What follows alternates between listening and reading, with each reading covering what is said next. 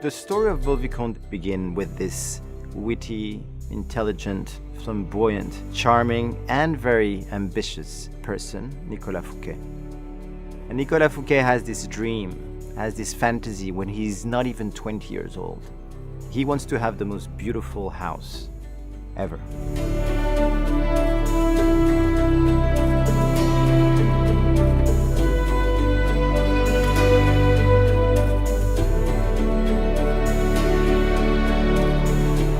Nicolas Fouquet served as superintendent of finances for the young Louis XIV from 1653 to 1661. As a close advisor to the king, he successfully re-established the war-depleted French treasury and amassed great wealth. A lover of the arts, Fouquet was a close friend of the poet La Fontaine, and the plays of Molière were often performed at his lavish parties. He had the three best artists of his time: Le Vaux, the architect, Le Nôtre, the landscape designer, and Lebrun, the painter-decorator. And he had this vision of having them working together hand in hand and giving them what any artist would dream of: a blank canvas of 1,200 acres, a lot of money, and freedom. But the two conditions had to be fulfilled. First, that they have to work together, and second, that they had to be as bold and innovative as possible. France is at peace for the first time in 30 years, and Fouquet really wanted to blow the mind of everyone. Construction on the house began in 1641. By 1661, when Vaux-le-Vicomte's buildings were nearly complete, Cardinal Mazarin, the Sun King's powerful prime minister, died. Aware that Fouquet would be competing with him for Mazarin's position, Jean-Baptiste Colbert, a war commissioner who managed Mazarin's finances, convinced the king that Fouquet was embezzling from the royal coffers and raising an army against him.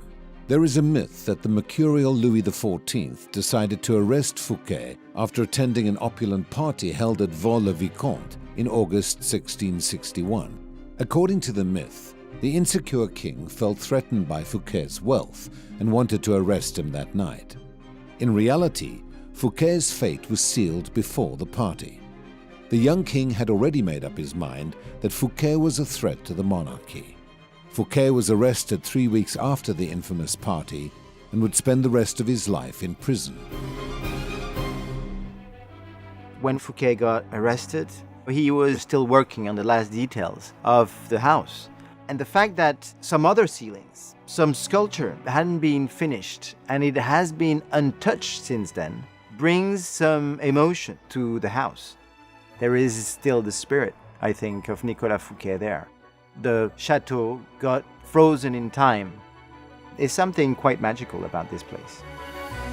Fouquet's widow sold Vaux-le-Vicomte in 1705 to Maréchal de Villars, one of the king's greatest soldiers. In 1764, the Duc de Praslin took ownership, but his descendants abandoned the estate around 1850.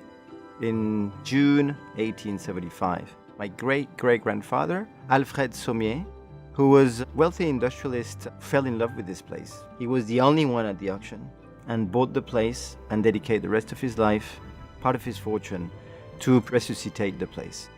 My parents got married in 1967, and my father received as a wedding gift the chateau.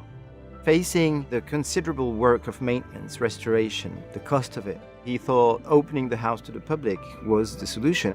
They went to England, mainly to Chatsworth actually, to get some inspiration. And a year later, both my parents decided to open the family home to the public. It was our family home. Of course, it was a very different home from my friends at school, but I think we didn't really realize where we were standing.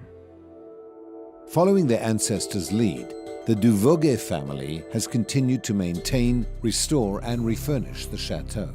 With the help of the Association of Friends of Vaux-Vicomte, we are putting between 1 million and 1.2 million of euros into restorations projects. I mean, this 1.2 million of euros will have to be at least doubled.